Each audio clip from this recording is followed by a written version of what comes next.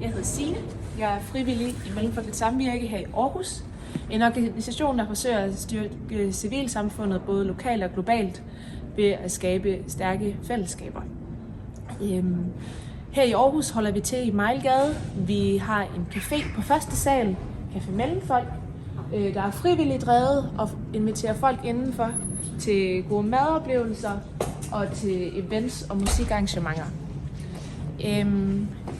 Vi har også en gård, som desværre mest bliver brugt til cykelparkering og til gennemgang. Allerede sidste år startede vi opgraderingen af gården. Vi har bygget et espalier langs den ene langside, som planter vil kunne vokse opad, med lyskæder og med flag og med et solsejl. Og det har givet os endnu mere blod på tanden. Med støtte fra Hjem og Fix håber vi på at kunne skabe forskellige rum inden i gården, som inviterer til nærvær og fællesskab og hyggelige stunder.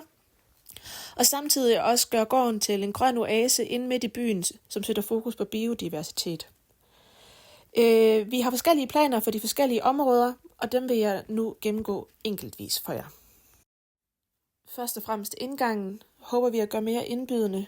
Vi vil male dørkarmen, sætte nogle planter op, sætte en vintønde, som folk vil kunne stå ved at bruge som et højt bord, og så også lave en menutavle, der viser, hvad for noget mad vi tilbyder, men også hvad for nogle events og arrangementer, man kan deltage i.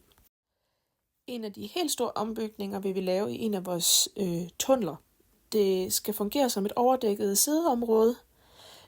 Det fungerer også som en brandvej, og derfor skal vi selvfølgelig overholde reglerne, og vi vil derfor montere bordbænkesæt på den ene væg, som kan foldes op, når de ikke er i brug.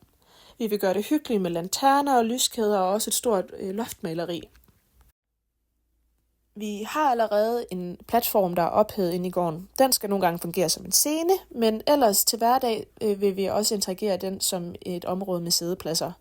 Med små, lave borde og med taburetter. Og så har vi lyst til at prøve at bygge en lang buet bænk langs den ene kant.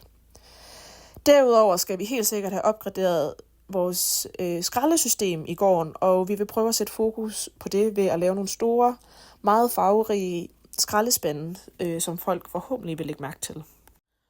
Vores første forsøg på at gøre cykelparkeringen mindre markant i gården, det er at indskrænke stedet, hvor cykler kan parkeres. Det vil vi forsøge at gøre nydeligt og grønt. Vi vil lave en plantekasse med espalier, som dækker for cyklerne, og så derudover finde en ekstra siddeplads langs det espalier, der blev installeret sidste år.